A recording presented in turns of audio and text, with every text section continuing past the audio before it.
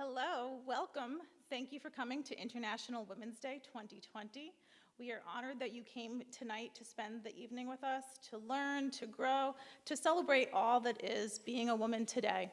And so I wanted to start off with letting you know that we would really appreciate it if you let us know that you're here.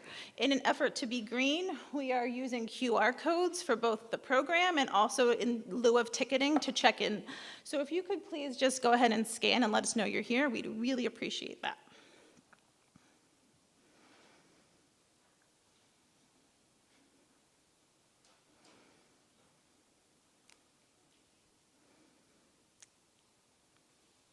All right.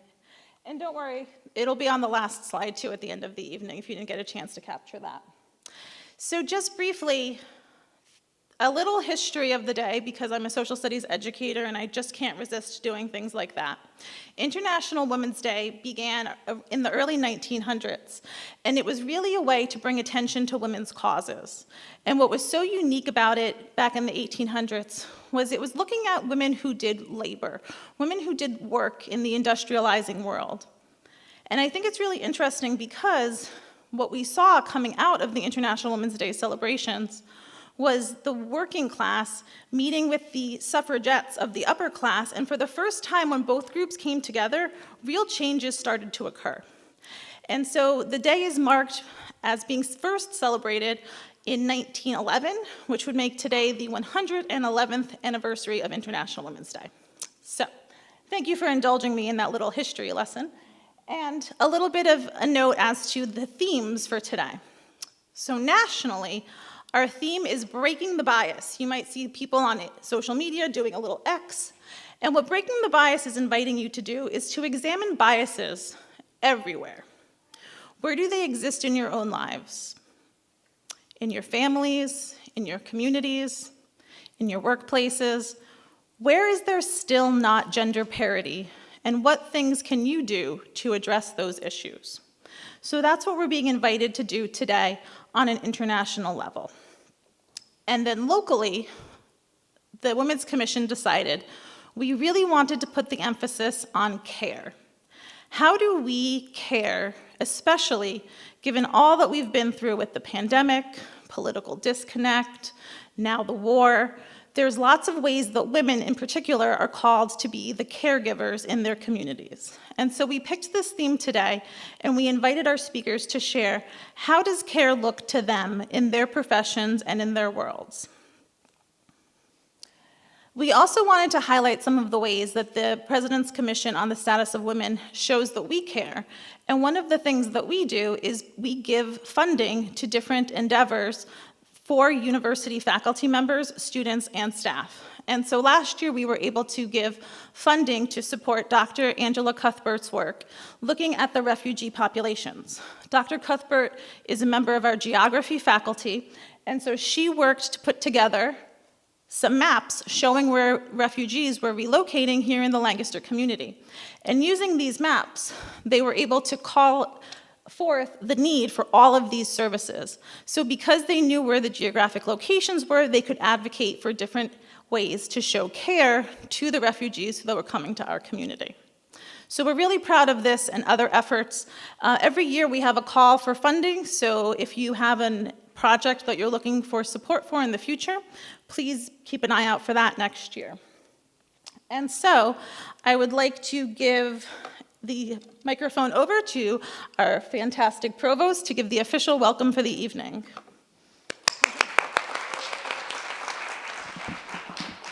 Thank you. I don't know about fantastic provost, but that's exciting. So it's my great pleasure to welcome you to this year's International Women's Day Conference, my first since I am new to Millersville. And Millersville University is very proud to support this event tonight.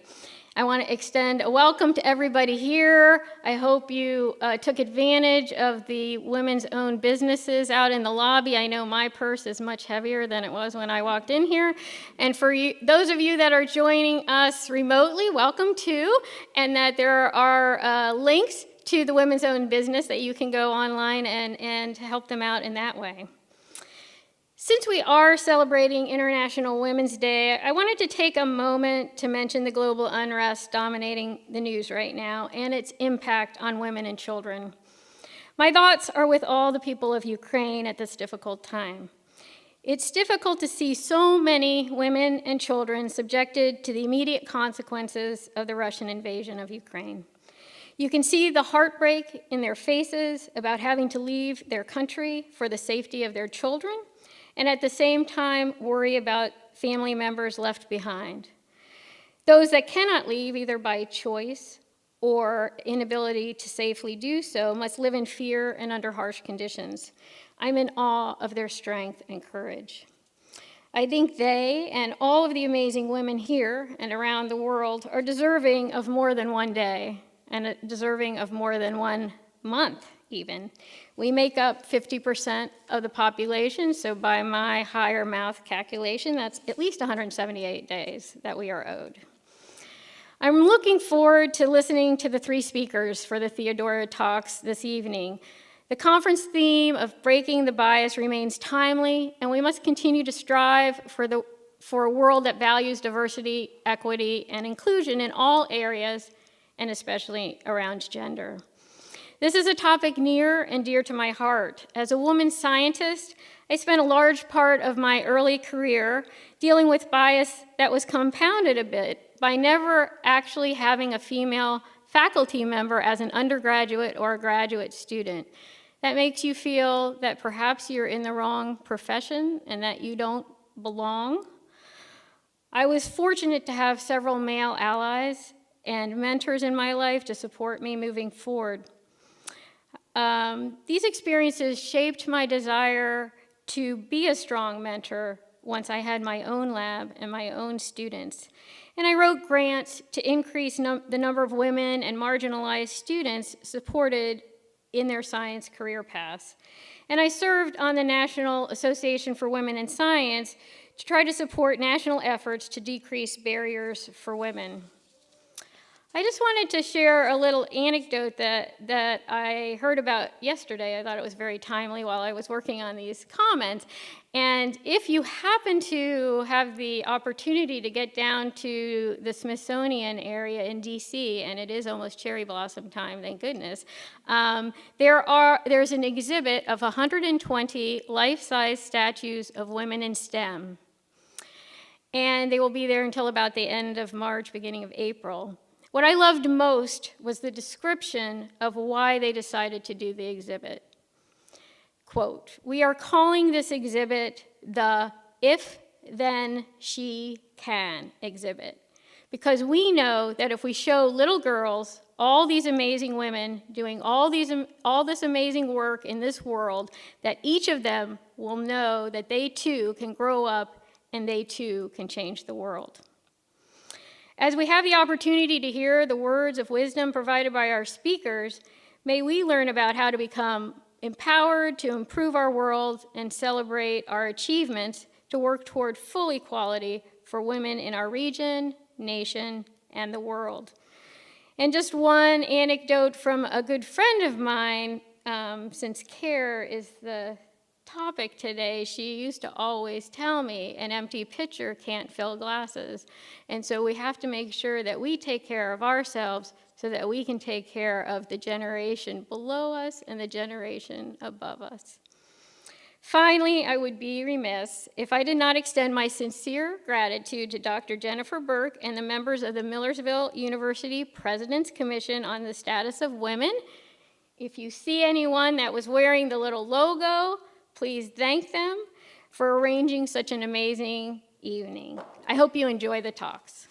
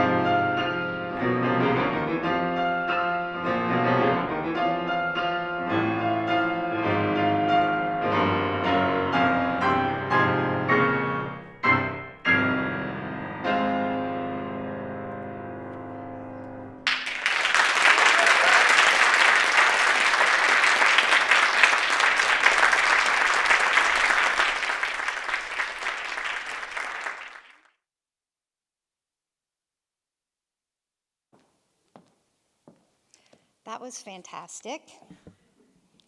Thank you to the President's Commission on the Status of Women. I'm Stacy Blake, the CEO at YWCA Lancaster. And I do want to take just a moment of silence and solidarity with the women of Ukraine and the other women around the world who suffer today, but whose suffering is not a media event.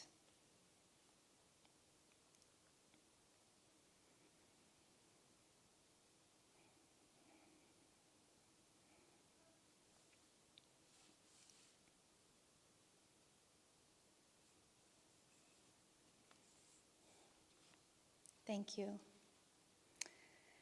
March is Women's History Month. Today is International Women's Day. March is also Disability Awareness Month. And later this month, Transgender Day of Visibility. So these remarks are for our grandmothers, our mothers, our aunts, nieces, friends, sisters, everyone with all of those identities. Today, the world is facing unprecedented challenges every day, and wise, compassionate leadership is required. This moment demands change, and women's leadership is the answer. You know, this pandemic, at this point, 2 years in, it's cost us so much that I think in some ways we've lost even the capacity to really absorb what has happened, to comprehend the physical toll, the family loss, the generational earthquake of economic impact. But we all do know someone, and maybe it's you, who had to leave their job because they didn't have childcare. And we all know someone, and maybe it's you, who continued to go to work, maybe in unsafe circumstances, because you needed to pay the bills. And we all know someone, and maybe it was you, who kept an unsafe living situation because they didn't have an alternative, or who lost their housing when a situation changed. Also, during this time, 50 municipalities and 3 states declared racism a public health crisis. There's never been a time, not one single year, where the US population of African descent hasn't been sicker or died younger than whites. None of this is justice. At YWCA Lancaster, it's actually our second pandemic. The building opened in 1918. The Spanish flu came, the building was closed, the pool was closed. Then 100 years later, I came to Lancaster for a new job here as the CEO, and then COVID came. I was a new leader in a community I didn't know, so my first efforts were to contact the health department, which doesn't exist. We had to shut our doors of that historic, beautiful building to all but the most essential services. I was very, very worried about the health of our aging residents who have very vulnerable conditions. But we tried to keep the childcare open for essential workers, not even fully certain how we were protecting ourselves. And then it was so agonizing to watch the streets fill after George Floyd was murdered. But our mission is to eliminate racism and empower women. So there was really no choice but to get up and turn on the lights and do our work every day. We focused on our mission. With no set funding, we opened the Center for Racial and Gender Equity. We were bombarded with requests for training and support. We reached 3,500 individuals last year with a brand new program. We pivoted our sexual assault prevention and counseling services. We couldn't close that. We knew people needed us. And the staff served virtually. We just had to show up with deep social and economic inequities because of this pandemic. Service sector jobs were the first ones lost, childcare options shrunk, and then women added elder care and remote schooling to their repertoire. Women lost jobs at 2 times the rate of men. And I want you to be careful when you start to see reports of unemployment or job gains, and I want you to ask the follow-up question. Yes, but tell me about the women. Tell me about Black women, and then I'll know the full story.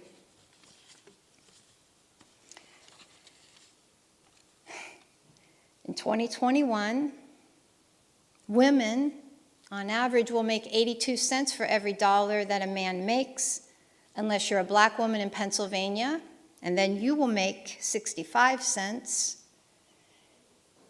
Latinas across the country, on average, 57 cents. So that means we will work days and weeks longer to earn the same amount of money as a man. And in our lifetimes of work, we could earn $1 million less than a man. This is why it's a she session. And to get out of it, we are going to need more women who are able to contribute their talents and skills and their humanity. Do you know this woman, Dr. Kizzmekia Corbett? Just 34, she was a leading member of the team that created the COVID-19 vaccine. But do you also know that Black women are vastly underrepresented in STEM and technology fields? What if she hadn't been there? And did you know that every leading study of the economic recovery points to one key need: childcare? We need childcare that is quality, that is affordable, that is accessible and equitable. The folks who work in childcare are underpaid, are underappreciated, and 92% of them are women.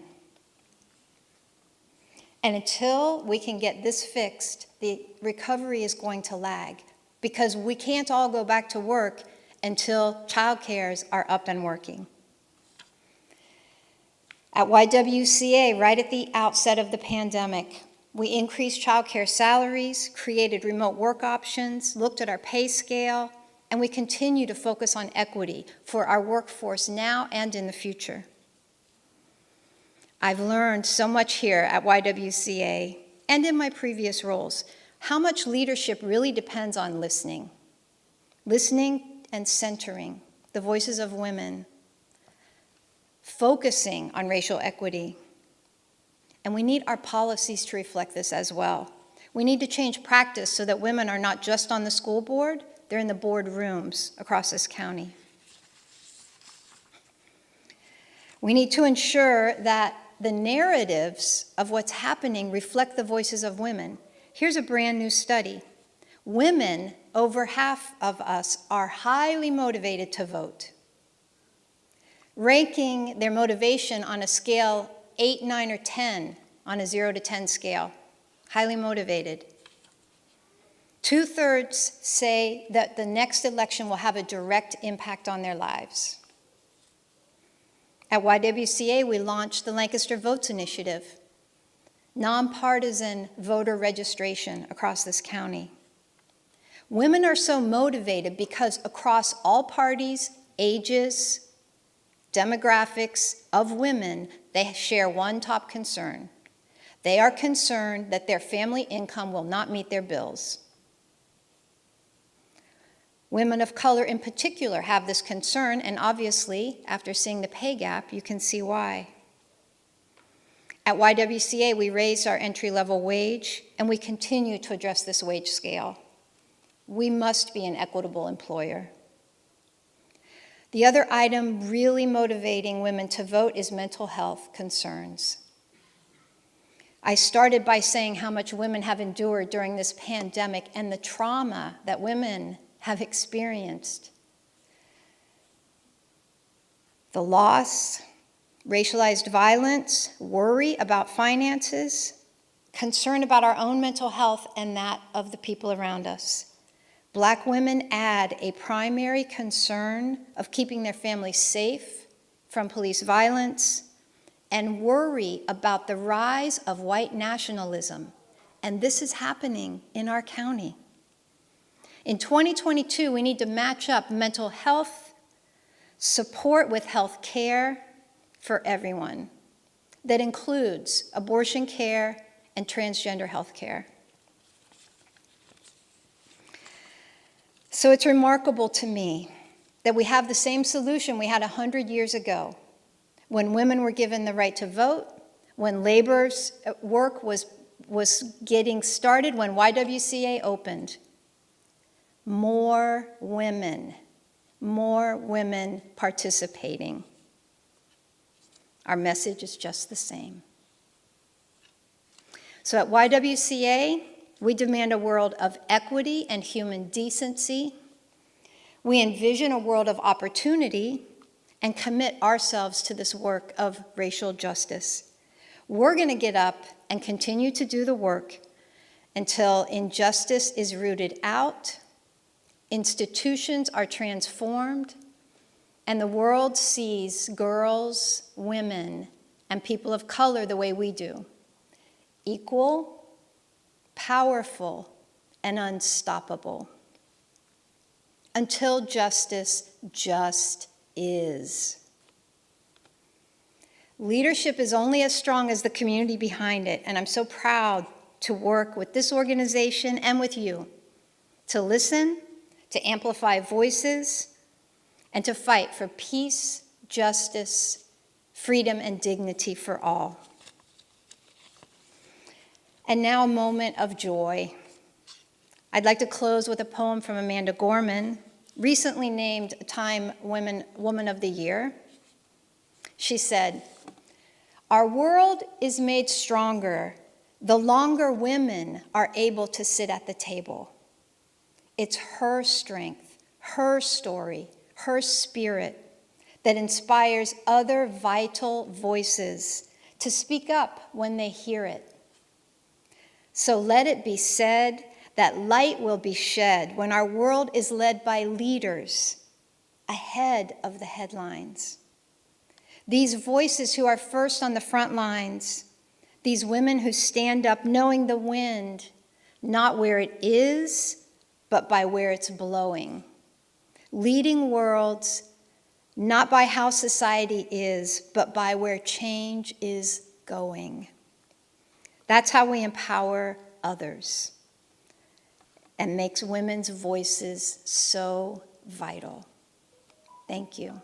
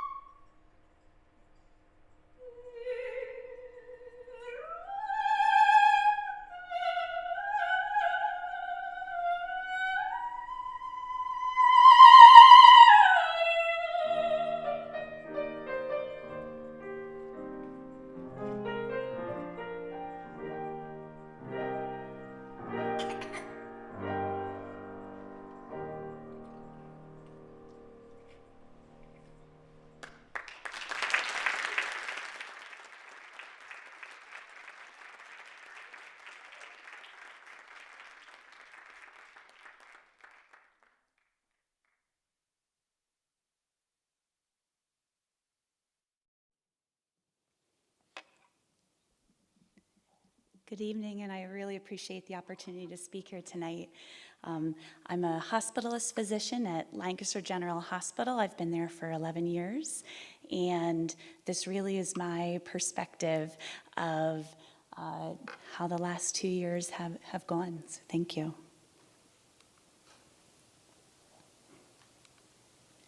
We have our first confirmed case. I had thought it odd that Deb, the lead infection control nurse at Lancaster General Hospital, was still on the unit late into the evening. We had had the negative pressure unit open for 2 weeks at this time, in anticipation that one of the patients being cared for there could have COVID-19. At that time, tests all had to be sent out of our lab to be run, and the turnaround time was 2 to 3 days.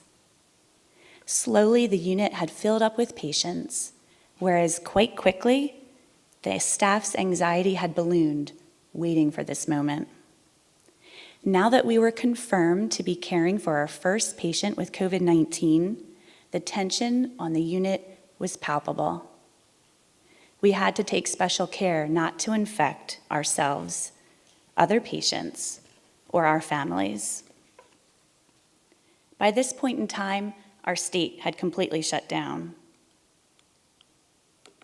Schools were closed, professional sports seasons were canceled, and there was a shelter-at-home order from the governor. In addition to this, visitation was limited at the hospital.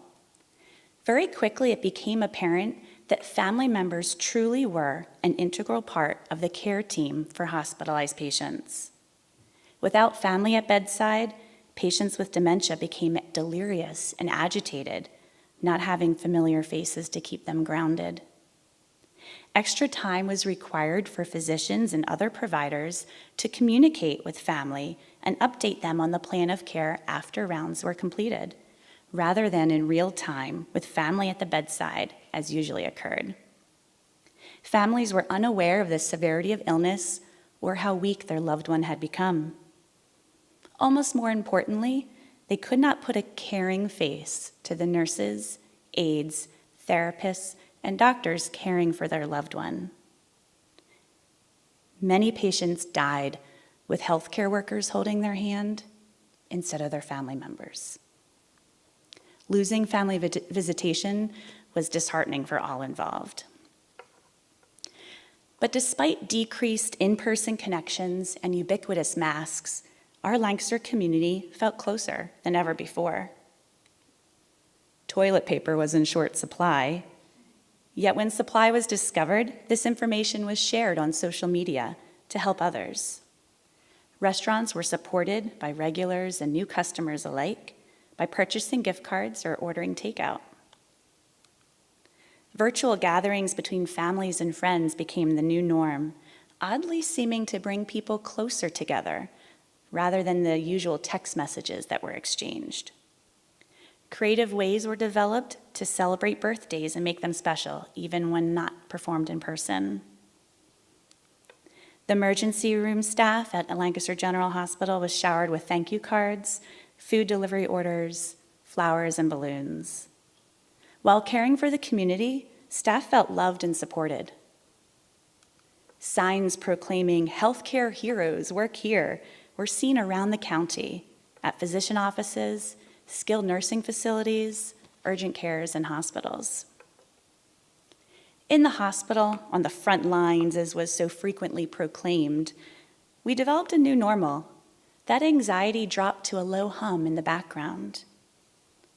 Stars were hung on the bridge across Duke Street to represent patients with COVID-19 that had been discharged. And this raised confidence in the tools and skills used in the care for those patients. Testing became faster and was able to be performed in-house. And eventually, most patients had tests performed and resulted before I ever saw the patient. Mask supplies increased, so we no longer had to reuse our masks, and this helped us not question our own safety. Vaccines against COVID-19 became available, reducing some of the fears of staff members. Eventually, visitors were allowed back into the hospital, even onto the COVID-19 units. We thought we saw a light at the end of the tunnel as the school year was successfully completed, case rates dropped in the summer of 2021, and restaurants reopened. With these positive changes, however, came unexpected challenges. Out in the community, public perception of the pandemic shifted. That vaccine that was initially cheered suddenly was feared. People were protesting against mask and vaccine mandates and were even protesting against healthcare workers themselves. Families threatened doctors, nurses, and hospitals over treatment options, some that were given and some that were withheld. We were hit with new variants, sickening more patients. Stress levels were higher than at the early stages in the pandemic. Exhaustion hit new highs, embellished by what many healthcare workers viewed to be a preventable wave of illnesses, hospitalizations, and deaths. With masks, vaccines, and over a year of experience with this virus, many questioned, how are we worse off than a year before? How did we get to the point that politics overruled science in healthcare? Burnout ran rampant in healthcare workers, and familiar faces on the care team were replaced with new, unfamiliar ones. To get through these unsettling times, we needed to rely on each other even more. The divisions we saw in the world around us could not permeate the hospital, even if we held opinions different than those working beside us. The team mentality was so important, and respect for each other was not negotiable. Small victories and kind words worked wonders for the soul. We learned to build each other up, even in tough situations. Even those new, unfamiliar faces in the hospital became friends and trusted colleagues and were woven into the fabric of the care team. Morale slowly improved again. We truly were in this together. That mantra, which was sung frequently early on in the pandemic by the general public, but seemed to wane with time, that was persistent and deeply meaningful to those working in healthcare. Through the challenges, one thing remained the same. Patients needed us. Whether they were hospitalized for COVID-19 or another illness, they came to the hospital seeking excellent care from knowledgeable, skillful healthcare workers. That need to serve our community was the common thread before and during the COVID-19 pandemic, and will continue to be present after this pandemic is simply a memory. Political disagreements, opposing public health viewpoints, none of that mattered once a patient entered the healthcare bubble. Care for another human being was the only priority. Each year in March, Penn Medicine, Lancaster General Health, recognizes physicians on Doctors' Day who exemplify extraordinary care on a daily basis. When obtaining nominations, they ask nursing staff to use the acronym CARE to determine worthy physicians. C for communicates well with nurses, patients, and families. A for always being available to answer questions promptly. R for being respectful. And E for excellence in clinical judgment and skill in the practice of medicine. Knowing the incredible physicians that I have the privilege of working next to, I'm certain it is really a challenge for our nursing staff to place their nominations. The New Oxford American Dictionary defines care as the provision of what is necessary for the health, welfare, maintenance, and protection of someone or something. Obviously, in my world, someone is the patient in the bed in front of me. Something, however, may not be as obvious. To me, something is the community at large. It is the relationship between neighbors. It is the education of our students. It is the respect between people with differing opinions. If we can all work together to protect these things of utmost importance, our community will be healthy, emotionally and physically. I implore each and every one of you to care for each other by remembering the acronym I shared. Communicate with people around you. Be available when others need you. Maintain respect even in challenging circumstances, and use excellent judgment in all relationships. With these simple actions, our community will be stronger and healthier than ever before. Thank you.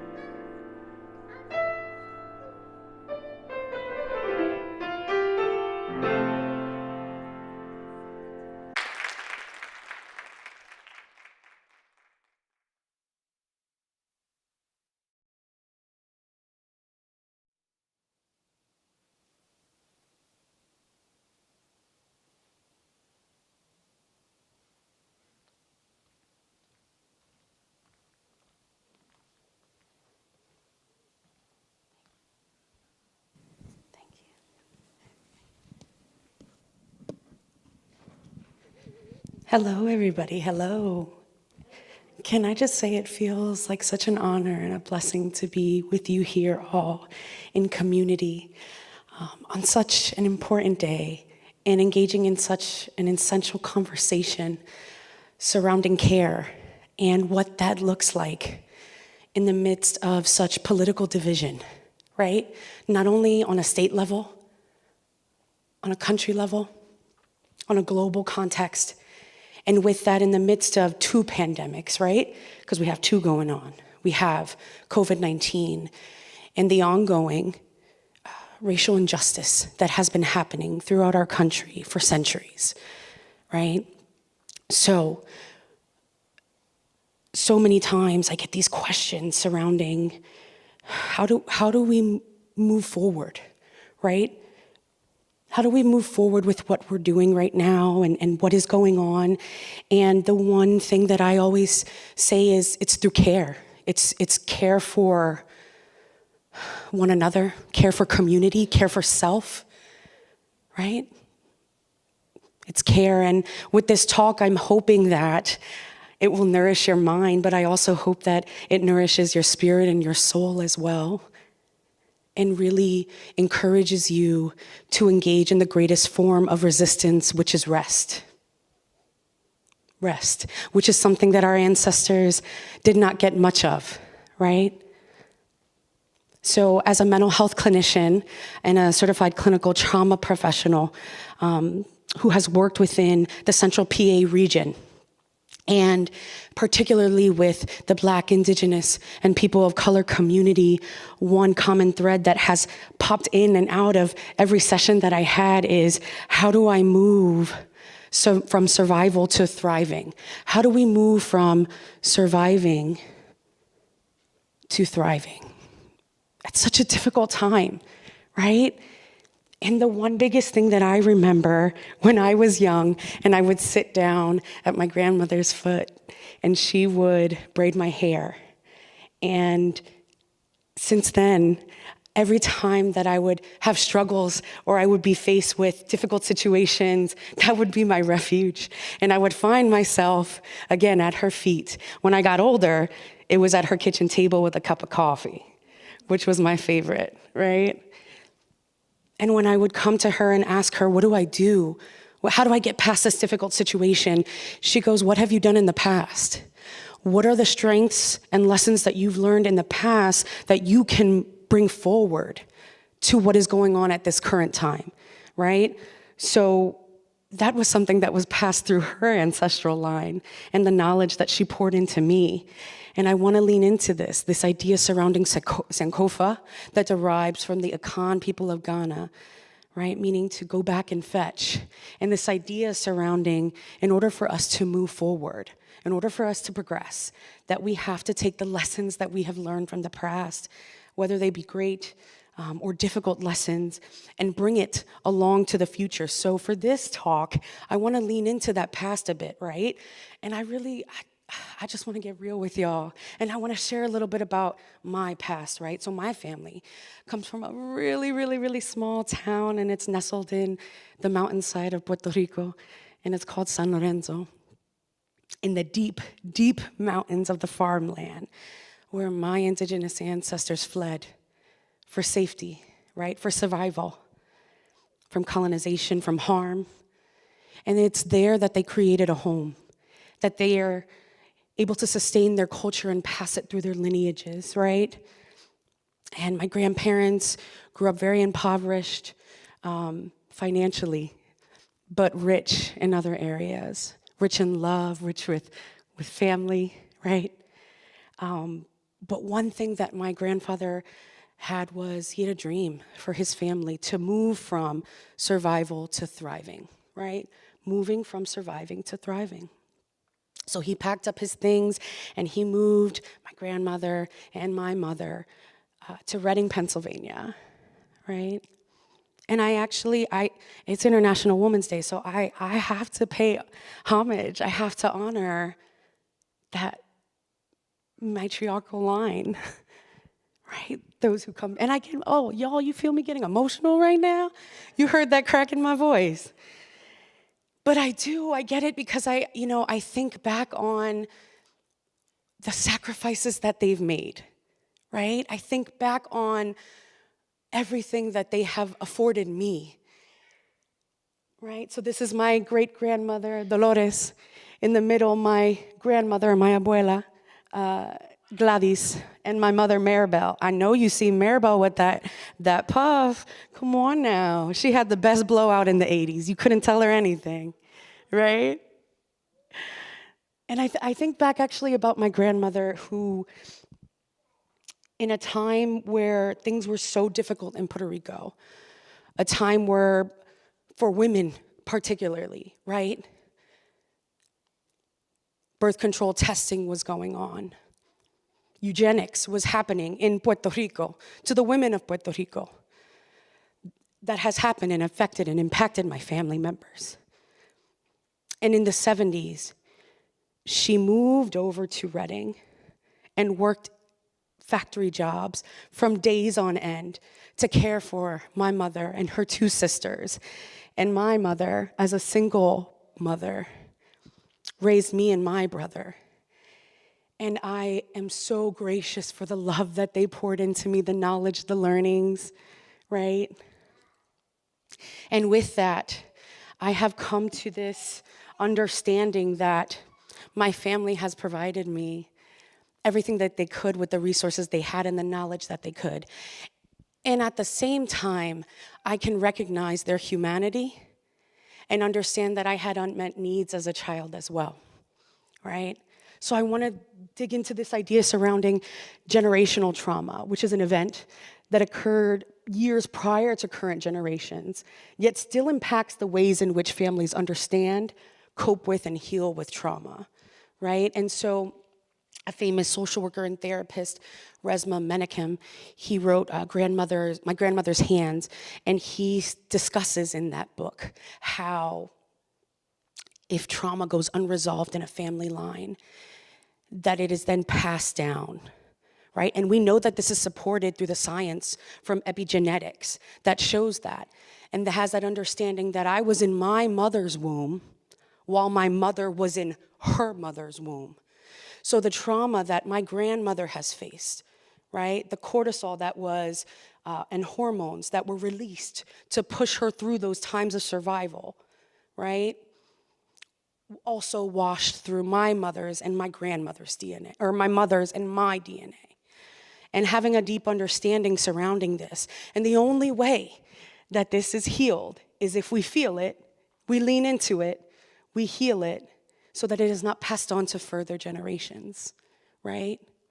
So this pandemic, most recently, it caused pause within my spirit to really dig deep and lean into that, into reclaiming my roots and healing narrative, because I deserve that. I deserve love, I deserve self-love, I deserve healing. And you know what? You deserve healing and you deserve self-love as well. How are you caring for yourself in this pandemic, right? So for me, particularly, that was diving into the wounds that have happened over my generations and making sure that it ends with me. It didn't start with me, but it's gonna end with me, right? So many of the things that I, engaged with was, recreating my family tree. One of the beautiful things was also creating a digital recipe book with my grandmother, where every Sunday I went to her house and she showed, because listen, I tried to write it down, y'all, but she's just throwing stuff. And when I ask her about how many salt, she just says, I just do it. I'm like, all right, we're gonna video record this, right? So, and it was the most beautiful thing because through those video recordings, she's telling me stories, right? That was passed along, times in Puerto Rico. And it was so healing. It was so healing. And I wish that for everybody. I do, and it was that moment where I found what my self-care was, and I leaned into that. I leaned into it. And through that, I found rest, because that's not what my ancestors received, but I will do that for them, right? So self-care is not self-indulgence, it's self-preservation. It is an act of resistance, right? So I want to share with you a little bit about my journey actually into state government, a place that I never thought I would find myself. And if I could be quite honest with you, I was usually outside the Capitol holding the signs.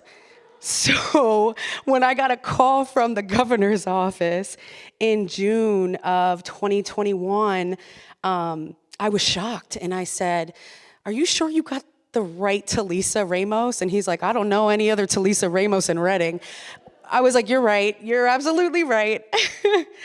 And they shared with me that they were seeing some of the diversity, equity, and inclusion work that I was doing in central Pennsylvania, as well as some of the trauma-informed trainings that I've been doing with healthcare providers and community providers. And they were really interested in bringing me in to discuss an opportunity of an executive order that was going to be placed surrounding the creation of a diversity, equity, and inclusion team, specifically for the Office of Advocacy and Reform, that was created on executive order in July of 2019 by Governor Wolf. And the purpose of our office was to advocate, right, for the most vulnerable Pennsylvanians, looking to the margins, making sure that we are, as state government, in every department, in every agency, in every bureau, utilizing and developing our equity lens to ensure that we are truly human-centered and serving all Pennsylvanians, all Pennsylvania residents, right? So, in the spirit of International Women's Day, the DEI team, y'all, is 3 phenomenal women, right? So it's me, Venus Ricks, Shannon Zimmerman, right? And we are so honored to be doing this work day in and day out for Pennsylvania. And we have been charged with creating the first diversity, equity, and inclusion strategic planning. And that includes education, communication guidance for the Commonwealth, for the cabinet, for the governor. And when we first began, the biggest thing that we discussed was restorative efforts.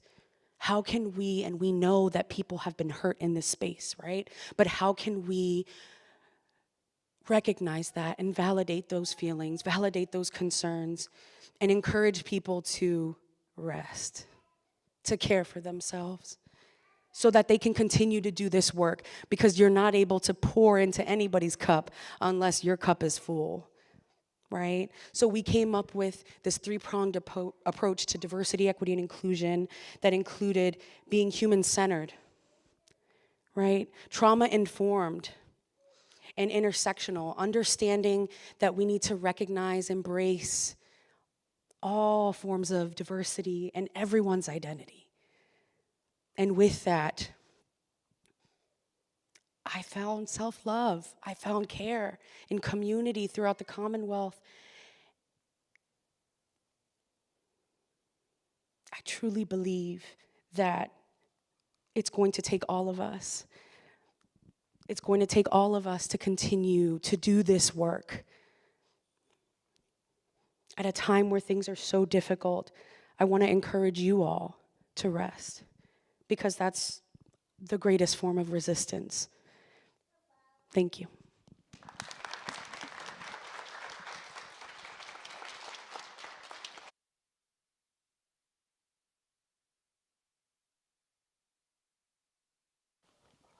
Thank you so much for coming out this evening and enjoying this night with us. It is so greatly appreciated. I hope that you've found some wisdom in all of our speakers, and we wanted to leave you with some parting gifts. So as you leave, we do have flowers. We were told by members of our commission that in other countries, giving flowers to women is a very common practice on International Women's Day. So we do have flowers, and being that this is Lancaster, we have some Stroopies. So there are Stroopies for everyone as you exit. We also have some books that we would like to give away. These books are right down here. So we have randomly selected people based on who has signed in today. So thank you for doing that. The book is Upbound by Tarana Burke. It is an amazing read. I listened to it on Audible, and I found myself just sitting in my car not wanting to get out in parking lots because I was so mesmerized by it. So our first winner, Sandra Deemer. Woohoo! Come on up and get your book. You can just come right up here.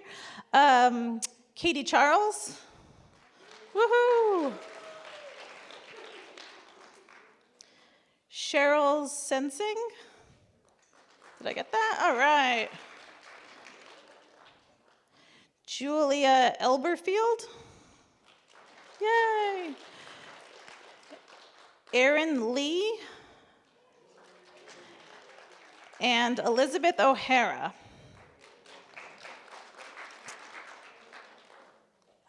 right. Well, thank you so much. If you wouldn't mind filling out our quick survey to let us know how we could continue to grow and improve this event, we would really appreciate that. But once again, thank you so much for coming out. Have a wonderful evening and happy International Women's Day.